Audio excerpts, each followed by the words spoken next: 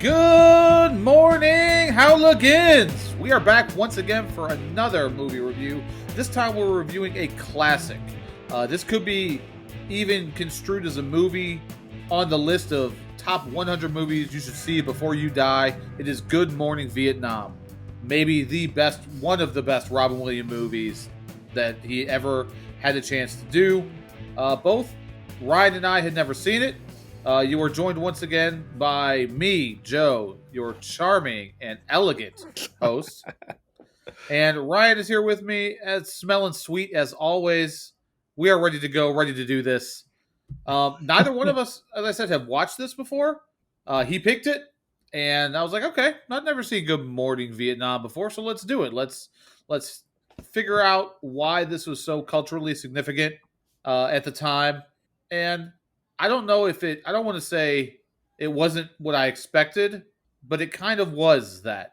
I didn't exactly know what to expect from it. I'd seen, the highlights, some of the big things and why about it, but without, I don't personally know a lot about the Vietnam War aside from some of the movies that I have seen. And so this was interesting. I thought it brought a new light to things I hadn't really thought about, upon watching it. How about you? What did you think of this movie? I didn't have any expectations going into it. You're talking about it maybe not being kind of what you expected it to be, but I had no clue. I knew it involved the radio, and one of the Wolfenstein enemy territory servers I used to play on had some sound clips for their quick chat that were from the movie. Okay, nice.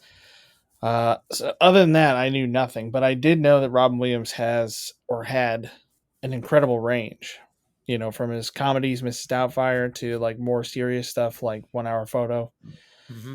You know, Which was great. 1 Hour Photo was yeah, a real departure for him. mm-hmm, It was mm-hmm. very interesting.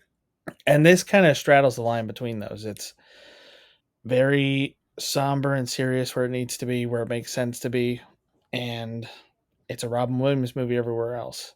A lot of the stuff is just real.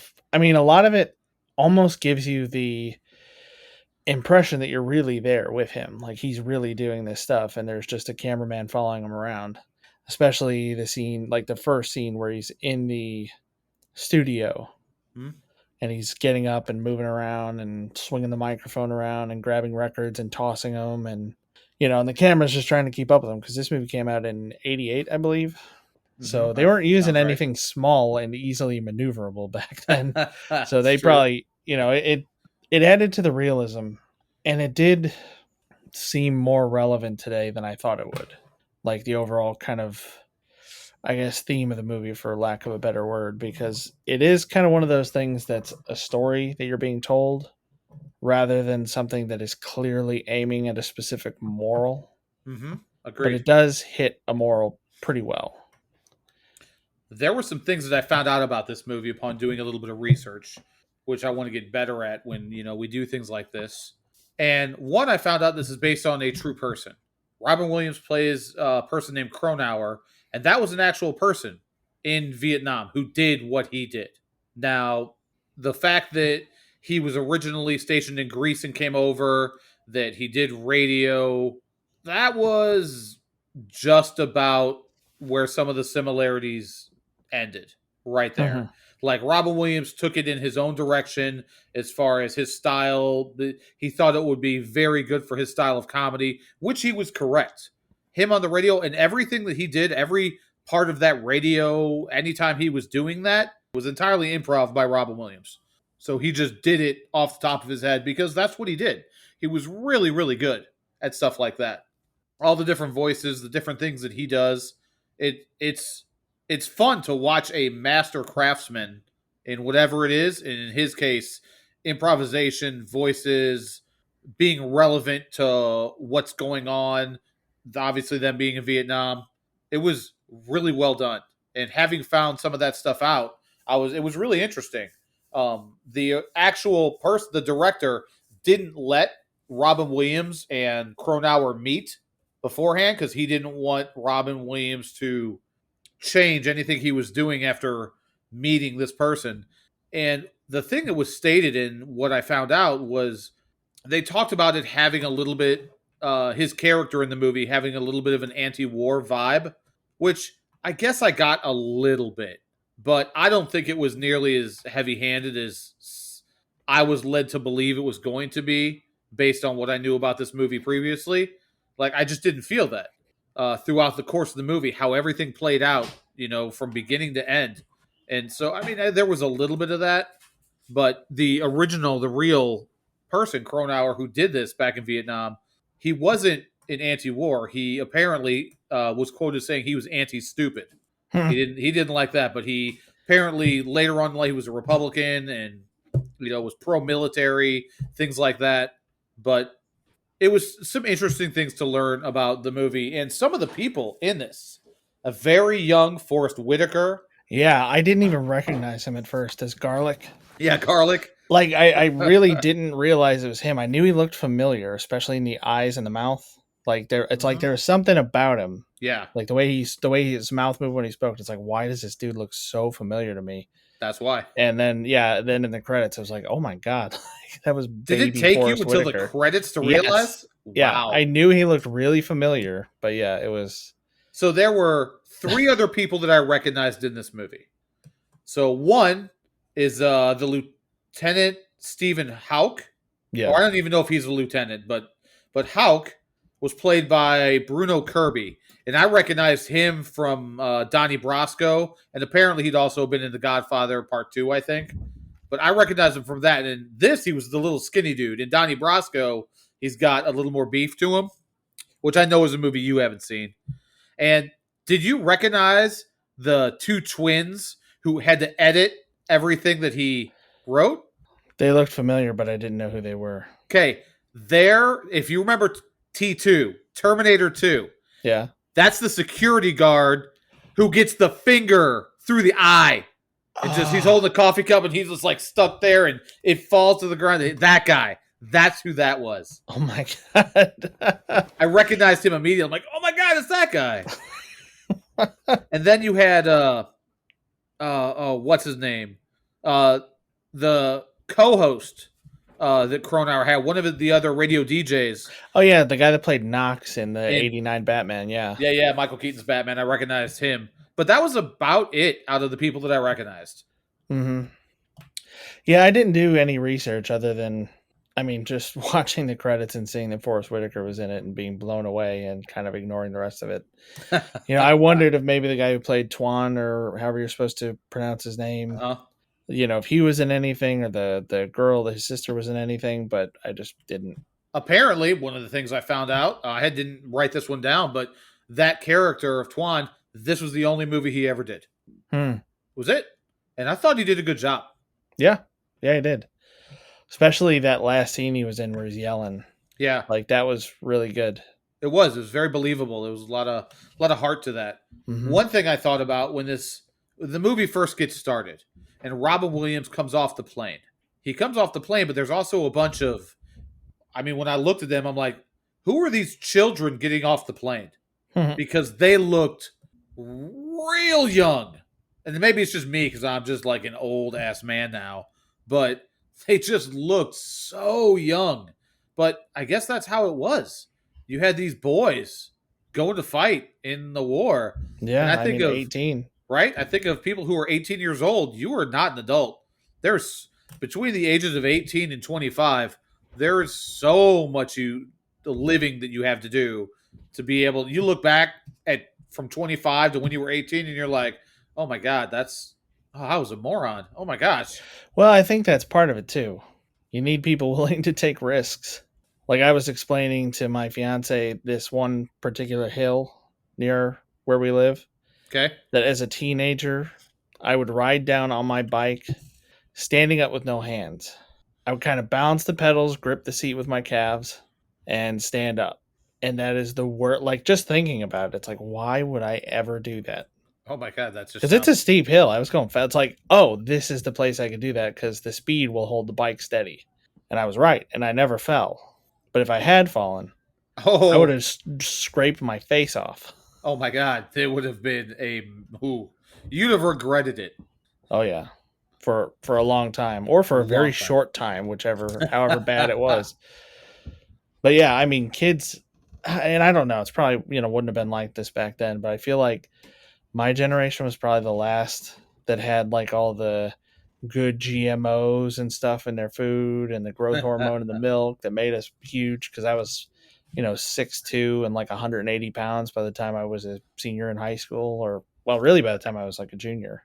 So I mean, I would have come off there, I would have looked like a man with a baby face, which I still kind of do a little I bit, I mean, a think. little bit. But now kids look super young, and I'm trying to decide: is it like the thing I noticed in high school, where all of a sudden the new people coming in as I was a senior were like up to my elbow? Is that the way it always is, or is it because they're trying to get more organic, and you're not getting that gross stuff in your food anymore? Oh my god. I don't know, but the things that I think about it and the things that we did as kids, I'm just glad there wasn't YouTube. Like, let's be honest. If all of our friends had phones, oh my gosh. Like, come Yeah, on. I'm really grateful for the fact that that stuff wasn't around until about high school for me. Like I remember getting a MySpace. I remember Facebook becoming available publicly. And I remember also never really understanding them. Like I remember hearing other kids talking about like, "Oh, you took me out of your top 8. What's going on?" And they would move it to like a top 1 or whatever once you could customize that on MySpace. Ugh. And it's like, who gives a shit? A lot It's of like people. you still hang out every day. Like I see you two hang out every day. Who cares if you're in somebody's top 8? Lots Like of who people. Oh my gosh. and I remember getting upset with this girl because I was trying to talk to her about like why she had all these friends on Facebook. Like right when Facebook became available and I got one, it's like what's the point? She's like, well, you get all these friends. I was like, but why? She's like, to keep up with each other. And I was like, I see all my friends every day.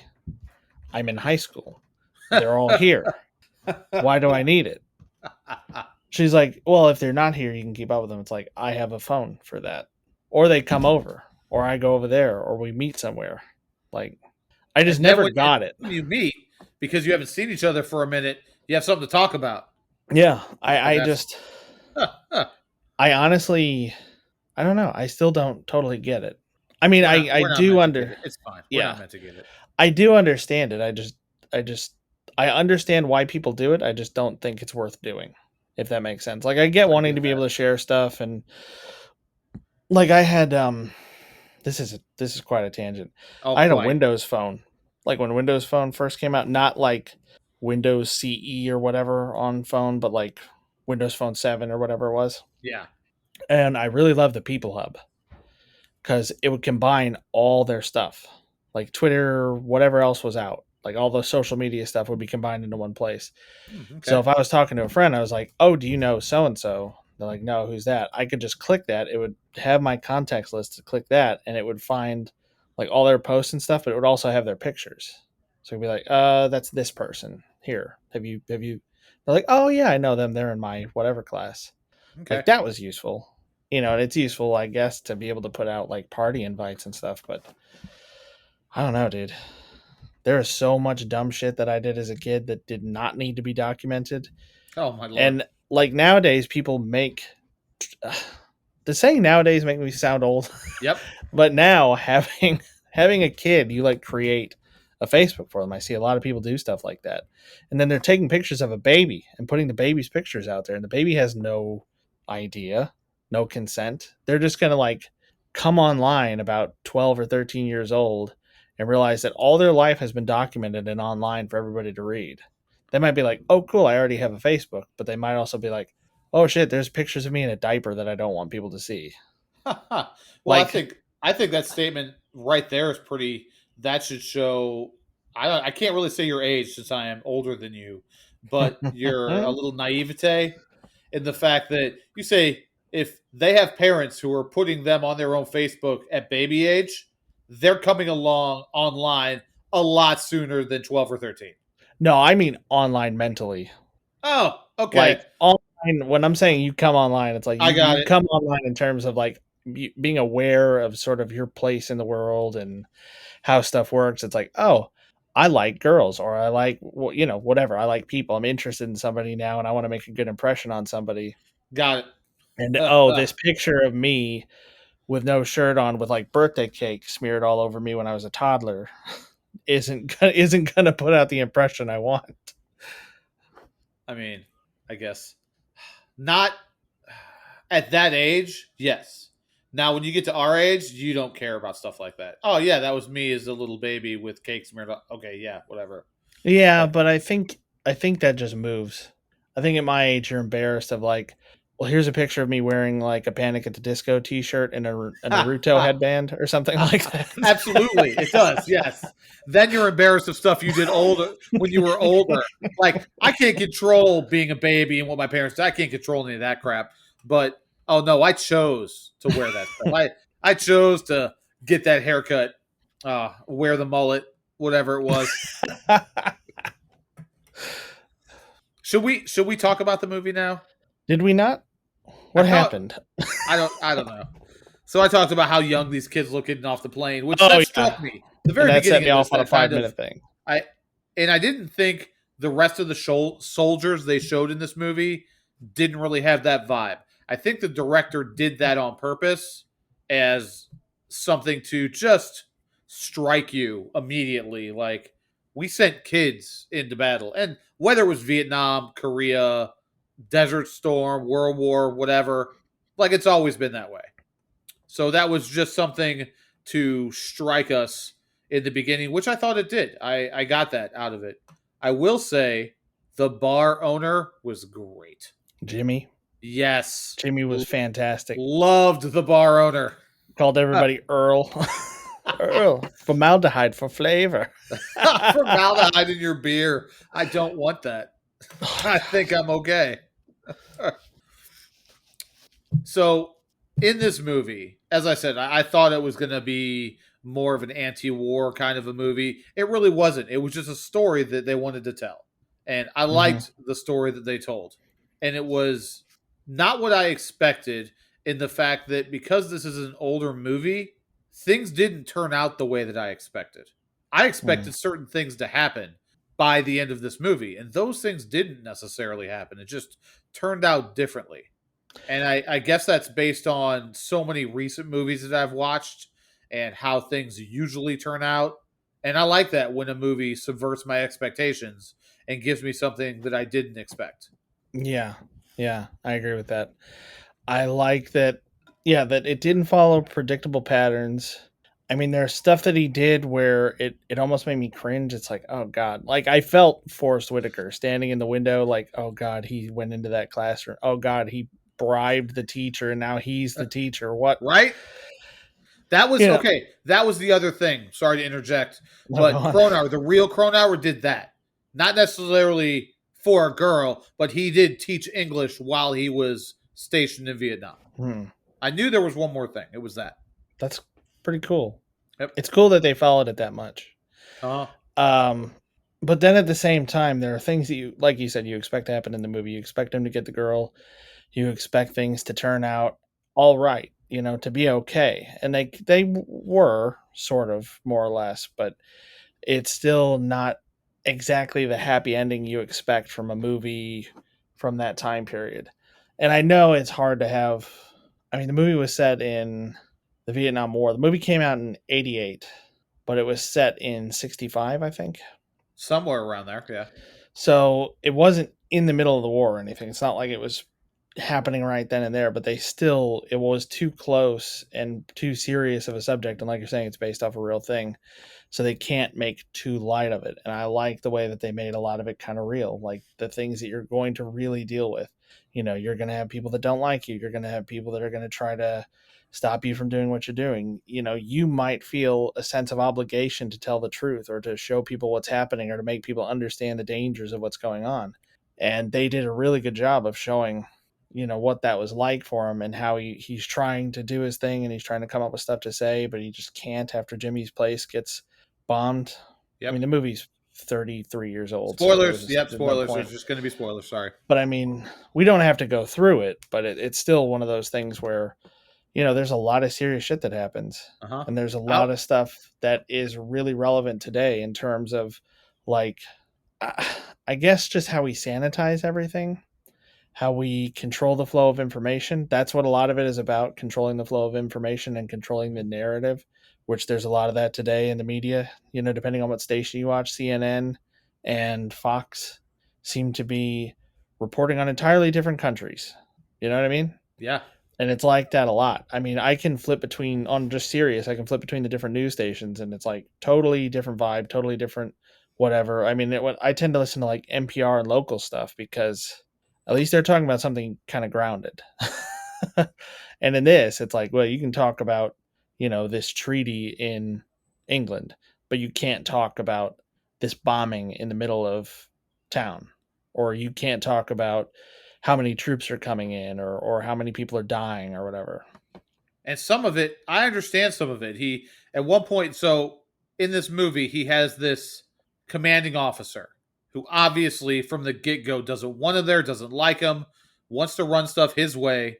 And there was a line that came up out of that was, I don't know if Robin Williams made it up, if it was scripted. It was fantastic. At the end? And no, towards that, yeah, that was good. No, in the very when he first meets the guy and he's getting into it with him, and I think he Oh, calls him sir. It's like, wait, I'm not. You see, I don't look like an officer.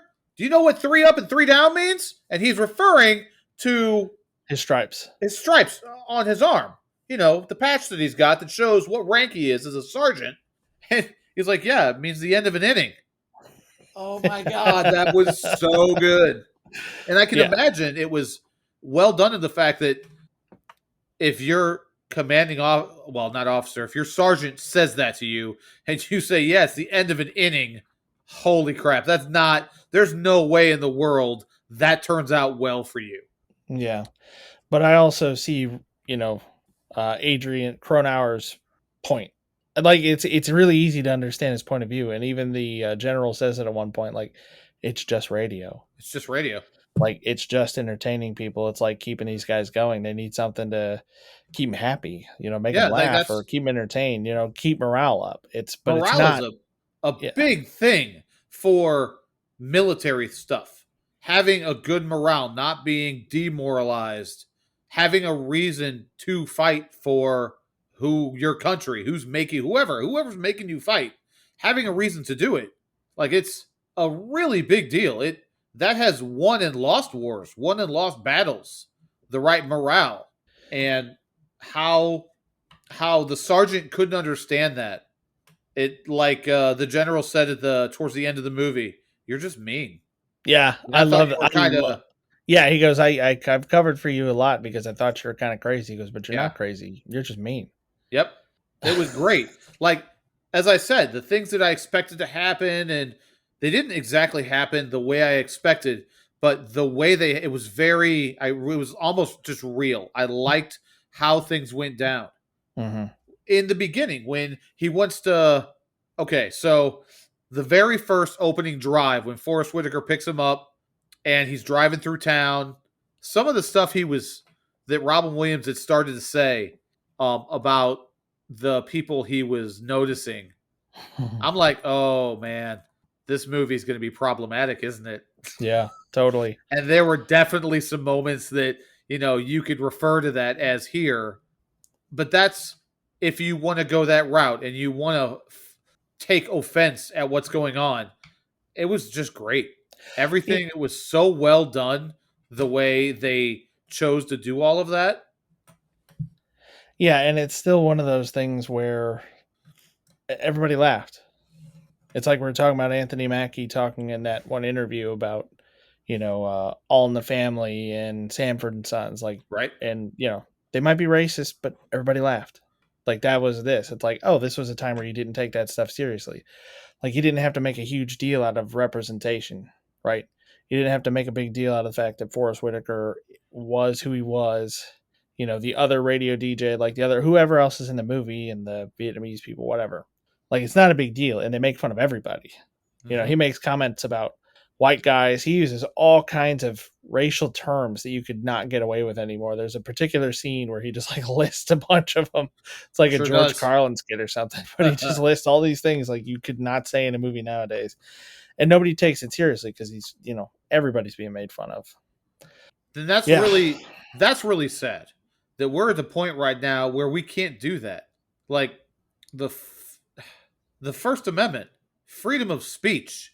Like you should be able to say whatever you want and it be okay if a big CEO of a company wants to come out and criticize a specific race, group, whatever because they just want to, well they should be allowed to do that. But then people can say, "Oh, really? You said that? Well, now I don't want to buy your product." Yeah. Like that should be the repercussions for that. Like that's how that's supposed to work. Like if somebody in your circle says something really off color and it's not done in a way that's funny and it's just not okay, you as the friends, hey man, that wasn't all right. You can't. That's not okay. Like that's how that used to happen. And if it continued to happen, all right, well you're out because we don't want to associate with that. Yeah. Nobody, it can't be that anymore. You need safe spaces. Everybody needs to be, protected from, no, you don't need to be protected. Our speech needs to be protected. That's, Yeah. Yeah. It was nice to see a movie that's about that. Being able yes. to speak your mind, being able to tell the truth, even if it's not easy to hear, making fun of people and everybody finding it funny. Like nobody taking it super, like it's supposed to be comedy. Nobody's taking it seriously. And that's kind of where that Lieutenant Hawk comes in. Oh And my he's like, God. well, this isn't funny. You can't make fun of that. You can't do this. Like, I think there's an unrepresented portion of the population who really likes polka. They don't Oh like my, James Brown and the Beach Boys and like the whatever the popular stuff was. what about the silent masses Yeah, of the polka silent masses lovers? who like it. Yeah. Oh my gosh. And they're getting all these, that particular, when they take Cronulle off the air and they put him on and they just get call after call and letter after letter of just, they just hated him because in the beginning in that whole scene, he's sitting down and he's going to do this whole comedy bit and every one of the other people, Forrest Whitaker's character, the other radio guy who's controlling all the electronic stuff Yeah. and he no, don't do just please, you're not funny, don't do it, and just straight up telling him not to do this.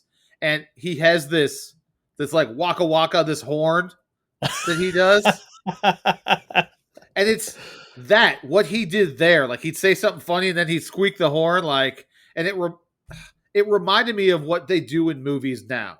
They'll make a joke and then they'll keep hitting you over the head with it. That guy farted. Did you hear it? It was out of his butt. Did you hear him? He fart like, and they just keep trying to get you to understand that what we did was funny. Did you get it? But in essence, it's just not at all funny. Not even. It's the opposite of funny, actually. Yeah, it's a totally different style of humor. It's a lot more self-aware. I felt like it was more intelligent too. I know that he's just making dumb jokes, but like the amount of research and social awareness you would have to be able to make those jokes and come up with that Uh-huh. stuff on the fly, just to be able to come up with stuff to say like that, like it's unbelievable. Yeah, that's why I said it's like watching a master at work because it was. That is what he did. That's Robin Williams top of his game in this movie right here. Yeah, Super good. I saw this interview with him on some talk show, forever ago, like when he was like around this time when he was real young, and he's like So up young. and running around, and he's like joking about that he's pissing the cameraman off, and he like it. I've never seen a comedian or any kind of performer bring the cameraman into their joke. That it's a joke that the cameraman can't keep him in frame because he's probably working some huge machine trying to follow him around, and he's getting real close to the guy and looking at him and talking to him. Oh my And it's gosh. like, yeah, it's like you're saying, it's a master. Like he just knew what to say. He just had this like stream of consciousness that is unbelievable. And to think how that turned out for him.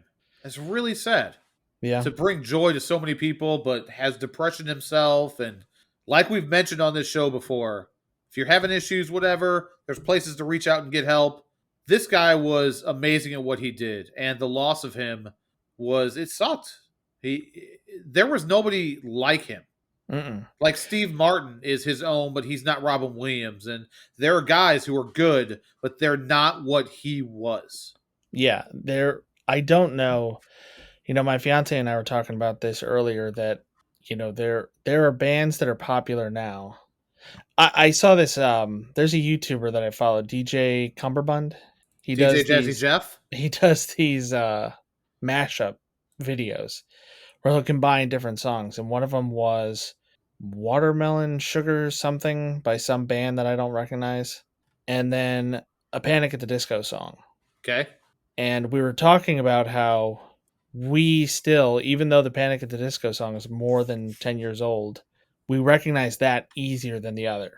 Like it took a while to recognize the other song. And I still can't think of that band's name. But it's one of these things where like I feel like the celebrities we have or the bands that are popular or whatever, they are popular to a lesser degree and for a shorter amount of time now. Yeah, Does that make there's sense? Like there's no Beatles anymore yeah, because there's no I think there's just too many people doing it. There's too many sources for it. There's no place that one can get that popular. And even so, like you're saying, Robin Williams was so improbably talented and so just so good at, like you said, bringing joy to all uh-huh. these people. I can't imagine we'll ever have another moment where we have a disaster like, and that's what I would call it. What he did, what happened. It was a thing that made the whole world, as messed up as it's been, kind of stop and go like, oh man, like why, you know? Right. Because it was so out of the blue from someone who you would have never expected. Yeah, but it's the whole world. I mean, I've heard that from a lot of people. Like, it wasn't just in the U.S. Yeah, that we saw that happen. He was an international figure too, and it's like, oh absolutely. man, it's unbelievable. Yeah, this movie was such a good role for him, showcasing what he could do with comedy and improv, and then the range he had. There were some scenes where he got serious, and especially towards the end, that it was really good. Like you talked about the scene with Jimmy's bar and getting blown up.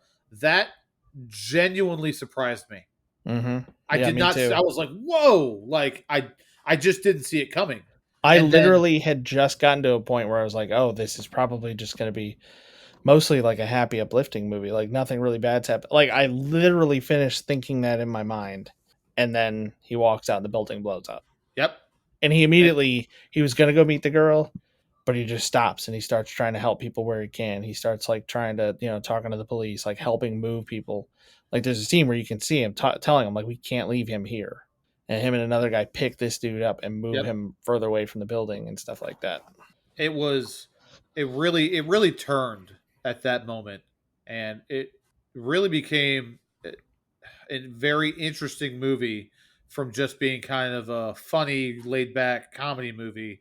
It was really good. It had some very interesting things to say that I really enjoyed.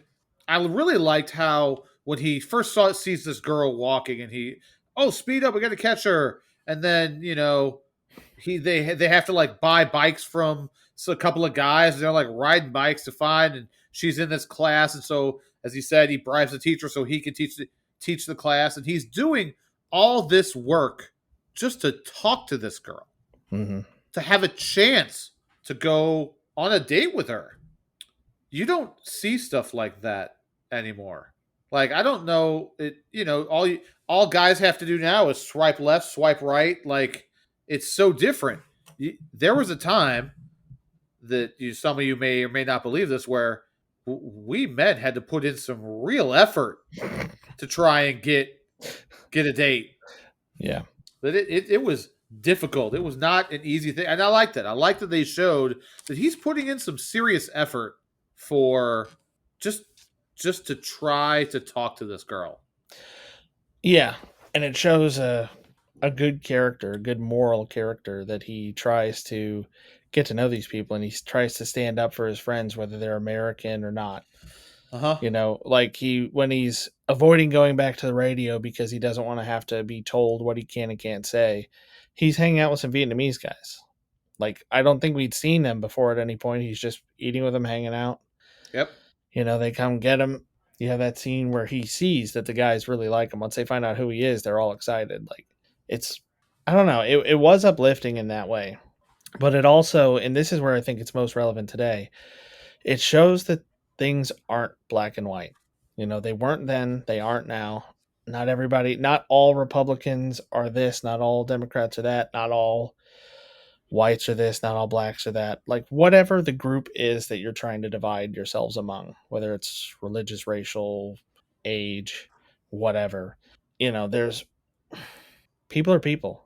You can be a good friend to somebody and not like the things that they stand for or what they're there for. The way Tuan went out of his way to try to help Cronulle, but was actively fighting against the Americans, we find out at the end. Yeah. Right? There Yes. is that kind of complexity in real life. Things aren't just completely one or the other. We miss that subtlety when we get a lot of our information 140 characters at a time or whatever Twitter is. Yeah. It's there there are some messages in this that it's why it's listed as, a movie you need to see, one of the top 100 movies you need to see before you die. There's a reason. There's so much relevant and good stuff in this movie. I understood it after having watched it. I wondered throughout this whole, up until the point when the bomb goes off, I kept wondering, when's he gonna just do it? When's he just going to report the news regardless of what they're trying to edit out? Mm-hmm. And it was that. Like, I know it happened. And his sergeant telling him, well, if it's not sanctioned, it's not, as far as I'm concerned, it didn't officially happen. But Cronulle, he was there. Like, Mm-hmm. it almost killed him. And then the twist when the sergeant's talking to him, like, why do you think you got pulled out most seconds before the building blows up? Or how do you think he was able to go into enemy territory, no problem at all, and get you out of there? I like that there was a reason for that too. Because if Me this was too. a modern movie, we would be like, what happened? The Viet Cong were following them through the woods, trying to track them down, and all of a sudden they're just gone when Tuan shows up in his little Peugeot or Citroen, whatever that was. I think it was a Citroen actually, but whatever. His little van that breaks down immediately on arriving. That he stole. Yeah. That he stole to go get him. Yeah, didn't even close the back door, just drove off with it. Yeah, it was. It was. Yeah, It was a we would have very been like, what happened to interesting. those guys? How far were they supposed to have gone? Like, that doesn't make any sense, but they made it make sense. I appreciate that. Like, I don't know. Is it bad that I'm praising a movie for being consistent and making I sense? mean, a little. I see. I mean, I see where you're going with that, because so many movies will just do something and then, well, why'd they do that? And they never go back to it. They never explain it, and you're like, Yeah. I I'm don't. still salty about Star Wars. I Finn should have been the No star. Star Wars tangent. Don't do it. No, Okay. no. Can I have a couple sentences? All right, all right, all right. They set Finn up in a really interesting way to be like the new Luke. They did. That's what I thought was going to happen, and that's what I wanted. That's actually all I've got to say. But they totally dropped it. Like him They, holding the lightsaber, that iconic moment. It's like, oh, this is leading into something. Nope. They're going to sideline no, him for he's the next comedy two sidekick. movies. Yeah, That's what he is. yeah. There was a line in this after everything happens when Robin Williams, Cronauer, is talking to Garlic, and "Oh, I'm not going back on. I got things I got to go do. I can't go on and not be allowed to say whatever I want to say." And he says a line, and then somebody says something to. He rushes out and rushes past, the other guy who works there, and the other guy who works there asks Garlic, "Oh, is he okay?" He goes, "A man does not refer to Pat Boone as a misunderstood genius if he's all right." God, there's some great lines in this movie. Yeah. Just some really top quality. I liked it a lot. And I But love that at the end, Garlic gains this confidence and wants to go on the air and do what Cronar did and does. Like he comes on, he's got his own style, his own personality. He does his little tribute, like Good Morning Vietnam thing, but after that, he sounds totally. He's got his own radio voice. yes, I love that. I yeah, love that we have a hero because that's essentially what in the old school terms, that's what he is, the hero of the movie. My mother had this poster. It was a baseball poster, and it said like stars are put on something like stars are put on pedestals, heroes bring us up with them. Like it was a goofy context, but it's a good phrase. And Yeah, that's kind of what happened here. I mean, I know we're just praising a radio DJ, but yeah. I mean, This he made fun of some people, but he tried to help others who like really thought there was value in trying to like keep these kids who are out risking their lives entertained and happy and give them something to look forward to. Yeah, I really like that scene when Garlic stops amongst all these soldiers, and Cronulle doesn't want anything to do with it. Just don't do it, man. Come on, just let it be. And that how that scene turned out, and he flipped into character, and he really. It was nice to see a movie where you actually saw growth in a character. Mm-hmm. And you saw that with this. You saw things that happened. It wasn't, he came in as this little snarky radio DJ guy who was just kind of here to have some fun and whatever. And he really things got to him. He, understood, tried to, as you said, tried to help people along. Like in the end of the movie, when he's being issued away by military police and he has to get on a plane to leave with his honorable discharge that he was lucky to even get. Um, he stops just to go back to his classmates to show them how to play baseball. Yeah. And that little bit, it was really nice after I thought that scene coming after the heaviness of the scene right before it. That was a nice light little moment that they added, but the movie still didn't really end on any sort of up note. I thought it with he doesn't get the girl. There's no, I mean, the sergeant I guess gets, I don't know if you want to say demoted, but kicked out of there because the general finally was like, "Oh, you're not this. You're just mean." And so that gets resolved, and you've got Garlic who's going to come in and he's going to try and do what Cronauer did, and he'll probably do a good job. He'll never be that. He Mm-hmm. won't entertain the troops the way this guy did, but watching the growth of this character was really it was fun. And I don't think you see that a lot in movies, or at least as much anymore. And I just wanted to point it out because I appreciated that. And it's nice to be able to recognize it when it's happening. Yeah. Yeah, it almost feels old fashioned now. A little, yeah. One of the things that I really liked about this movie, so there was a compilation of scenes accompanied by one of my favorite songs of all time, and that's "What a Wonderful World" by Louis Armstrong. Mm. Love that tune. And the scenes that played out as this music, this choice of music the director had going, that was an amazing compilation of things that I really, really appreciated. It just showed some good things, some bad things. It was really well done, I thought. Yeah. I think that's a good way to sum up the whole movie. Really well done. I think they had a message that they told a story that happened to have a good message with it. You know, they didn't try to beat you over the head with it. They didn't try to style the story all around drilling this message in.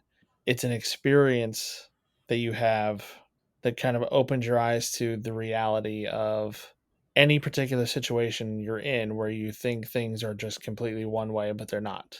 You know, you think you're doing things for the right reason. Maybe they could be better. Maybe being honest is better. Maybe withholding information is better. Maybe people have more complex motivations than you think. Maybe not everybody is for or against something. I mean, it's real Yeah, it relevant. was. It was. It was when he confronts his friend Tuan at the end of it, and he's genuinely upset because, as somebody should be, when you feel like you were just used, were you my actual friend? But then he comes to realize that they were actually friends. That I mean, yes, he was kind of using him at the same time, but he didn't have to go out and save his life Yeah. after they're driving and they hit the landmines and they're being followed by the VC. And that scene in and of itself, I thought, could you imagine just slowly walking through a jungle hoping to not step on a landmine? What No. that's got to be like. That's insane. And it's just some moments in it really struck me. And this is a movie everybody needs to watch this movie. Yep. This isn't just our normal, hey, is this a watch or not a watch? No, this is everybody. You need to put this on your list and you need to see this one. If you haven't seen it, you don't have to go see it right now, but at some point, you need to make watching this happen. Yeah. Yep, it's on HBO right now.